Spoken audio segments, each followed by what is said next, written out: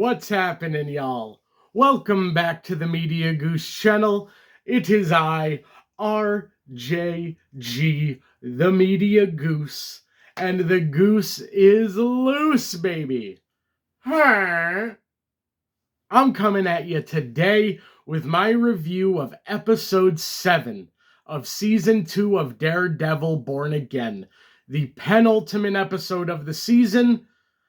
Can't believe there's only one episode left. I've kind of gotten used to rewatching the Netflix shows. I'm going to be reviewing season 2 pretty soon as well. Should be recording that review today. And those seasons all went 13 episodes. So only 8 episodes feels like a crime. Every episode has continued to get better, but I do wish there were 5 episodes left instead of 1. But beggars can't be choosers, so let's get right into this incredible episode. The episode starts with a camera over all of the destruction from the protests and Daredevil on the roof looking for Karen. And we see Kingpin is in a black suit now. And he finds the ring that Heather took. And then we go with Karen through her booking in this, I'm assuming it's a women's prison. The guards that move her and do her check-in are women. There's no other men seen in the cell.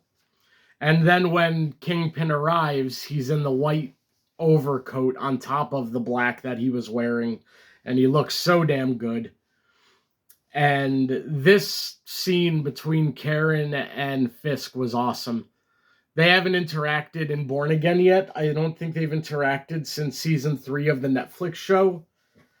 And this scene just reminded you that Daredevil is not the only person without fear.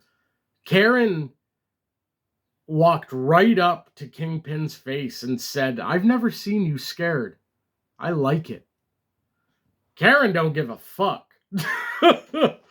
Karen got choked by Kingpin and lived to tell the story. That was amazing. And Karen says, "You took it too far last night. I know it and the city knows it." And then Kingpin walks away saying, "You get one phone call." How much you want to bet that was to Frank Castle? I really hope it was. I don't know who else she'd be calling.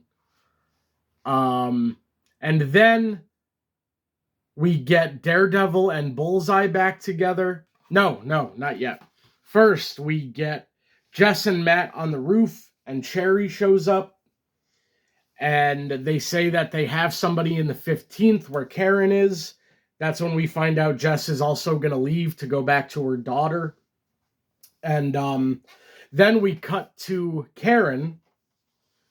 No, before we cut to Karen is that Daredevil and Bullseye scene where Matt frees Bullseye from his restraints and brings up the idea of one good deed again.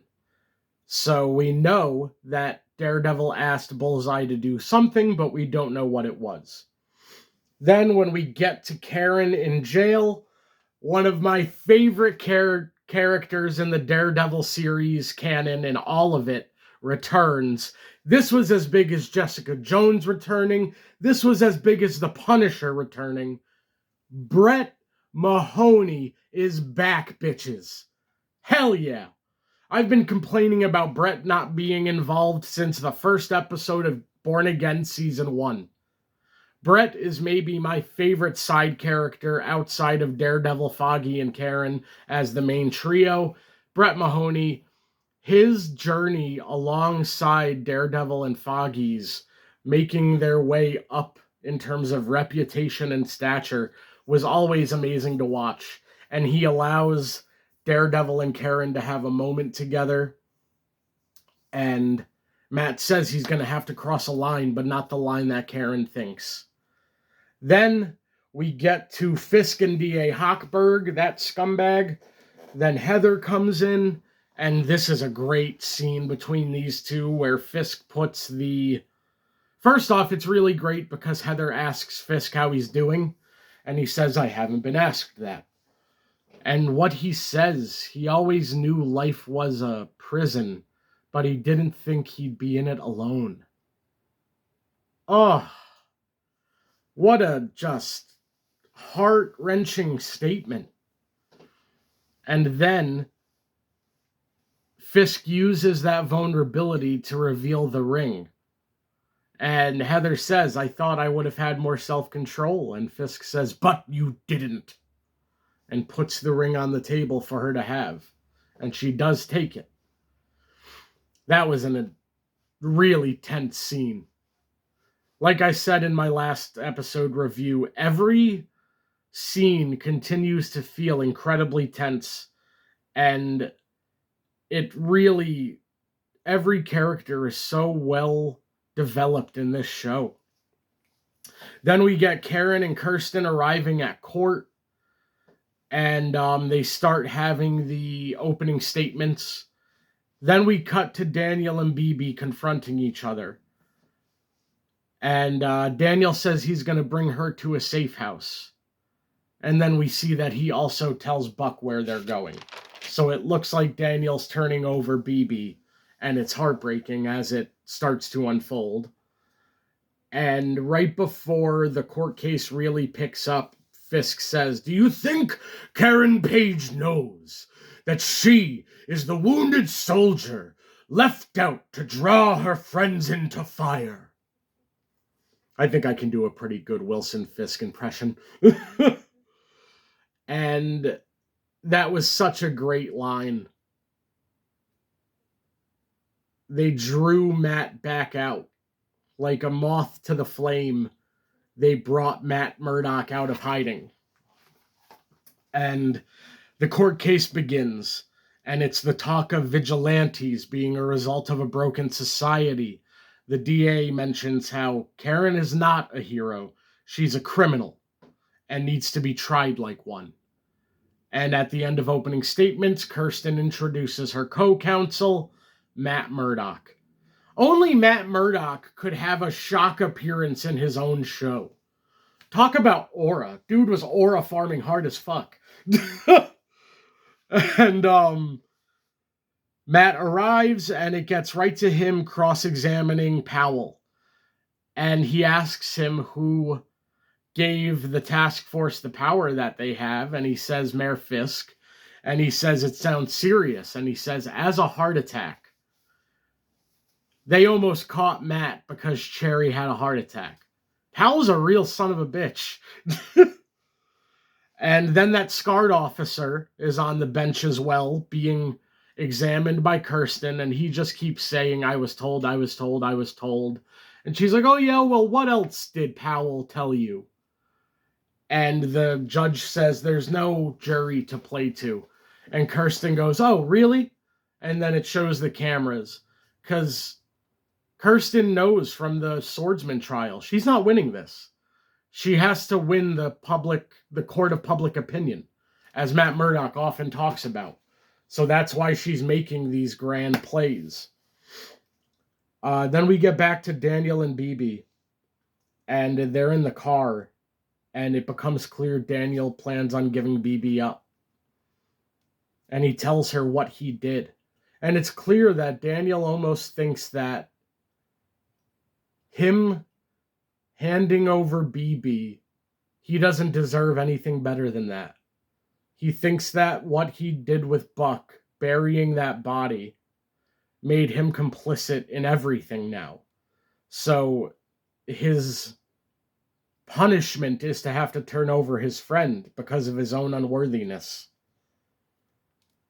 And then you see Bullseye do his one good deed when he saves the governor from one of Fisk's hitmen. I don't think it definitely was not Buck that was killed by Bullseye. They wouldn't have had him in a mask if it was. I'm assuming they just hired a hitman. And then Daniel lets Bibi get away. He goes in and he faces the music alone. In the same way that instead of driving away in that car a few episodes ago, he stayed and faced the music. He's not a coward, Daniel. He says, fuck you, Buck. And it's not even really fuck you, Buck. It's fuck you, Buck, for not being your own person. This isn't Helmut anymore, Buck. How long until you're on the ground with a gun pointed in your face? Daniel was a loyal soldier for Fisk with one mess up, Bibi, and it cost him his life. How long until that's Buck? And the lighting in that scene, in this dark blue, which has often been used to represent states of psychosis for Bullseye. Now, Buck is in this blue light, and there's a single light bulb shining above him. And that light bulb is Daniel. Daniel is trying to appeal to Buck in the same way that Bibi appealed to him, in the same way that he appealed to Buck previously. But unfortunately, Buck is a man of order. All through this episode, Fisk was talking about order. And order was Buck killing Daniel.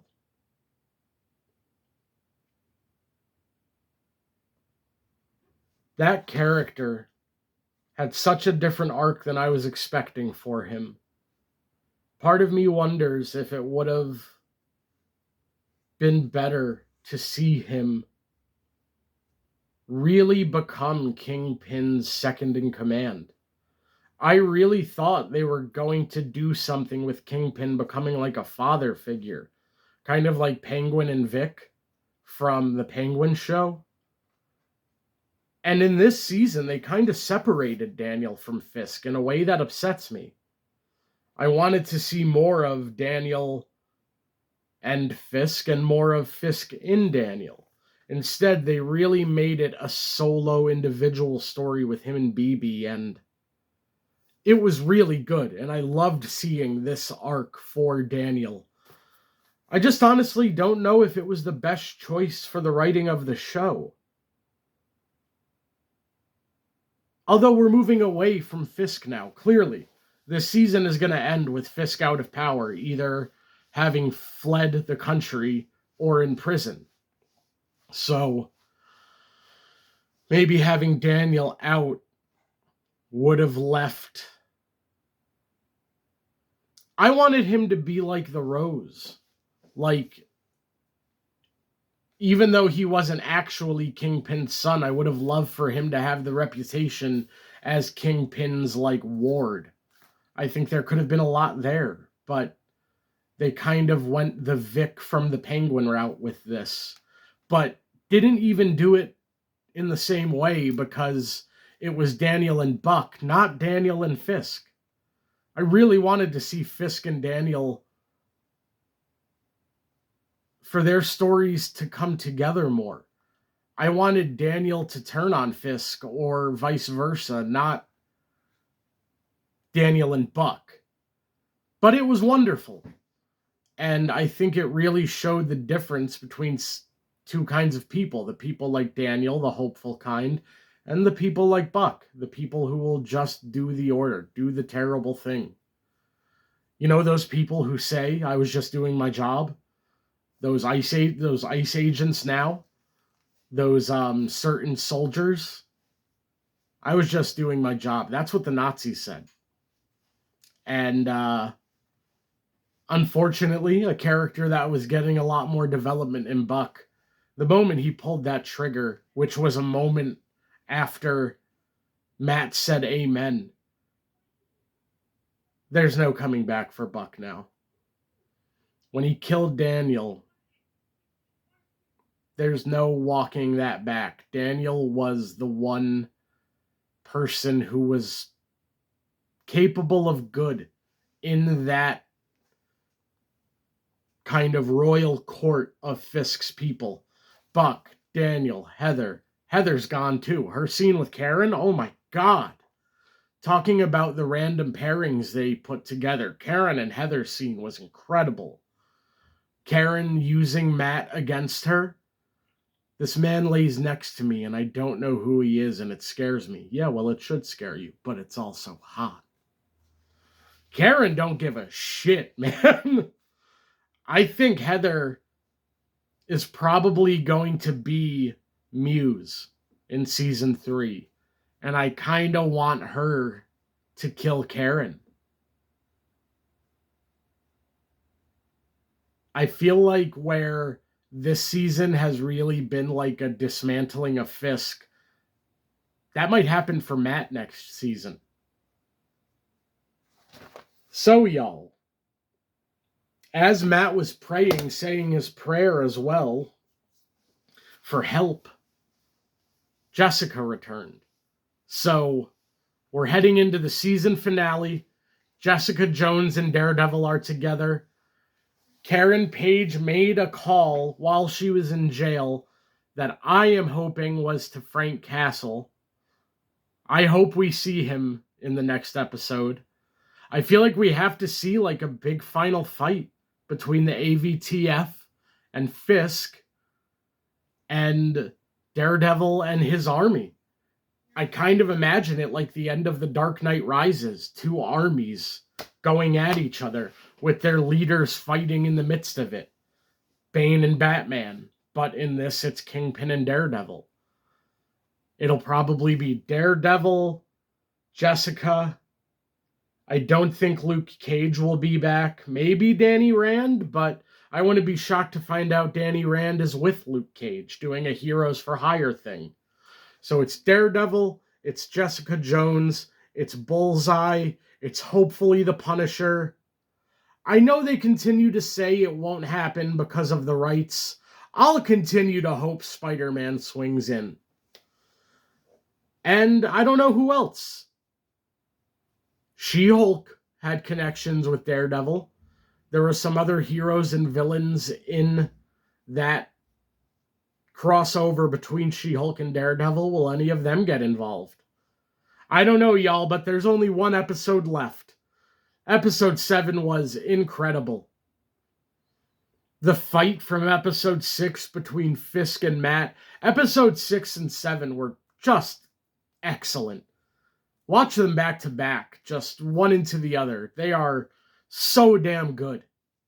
I can't wait for this season finale, y'all. I'm so excited to see what they do.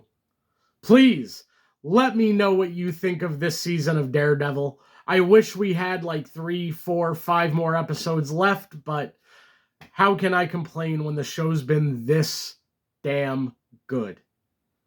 This episode continued the upward trajectory of continually upping the stakes and the overall, the stakes, the importance, just the grand feeling of all of this. This doesn't feel like a contained little side Netflix universe anymore. This is the MCU. This is the street level of the MCU. And I love it. So, y'all, give me your predictions for the finale of Daredevil Born Again Season 2. I think Fisk is getting locked up. I would love to see them do something ballsy and kill off Karen, but I don't think they will. And I hope we get more teases for what's to come for Season 3. I would love to see some kind of final act of malice or insanity by Heather as well. So, y'all, thank you for watching. Hit the like button. Comment down below. Subscribe if you haven't already. The Goose is out. Hey!